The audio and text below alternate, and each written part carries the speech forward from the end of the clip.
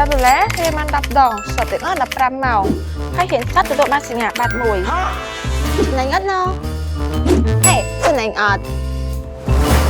ហ្នឹងហើយកម្មវិធីសិក្សានឹងចំណេញណាបើជួយខ្ញុំទៅគឺគាត់ហ្នឹងហើយតាមប្រាប់ថាចំណេញត្រង់ណាស់តោះចូលរៀនថ្នាក់មូលដ្ឋានគ្រឹះដើម្បីរៀនពីទំនាក់ទំនងប្រចាំថ្ងៃជាភាសាអង់គ្លេសឬក៏ភាសាចិនសម្រាប់អ្នកដែលចាប់ផ្ដើមរៀនភាសាដំបូងឬចេះខ្លះហើយអ្នកចង់រៀនមិនចាំបាច់ធ្វើតេស្តទេវគ្គសិក្សាមួយនេះហើយកុំបារម្ភទៅចំណាយលុយច្រើនដើម្បីរៀនមូលដ្ឋានគ្រឹះមួយនេះ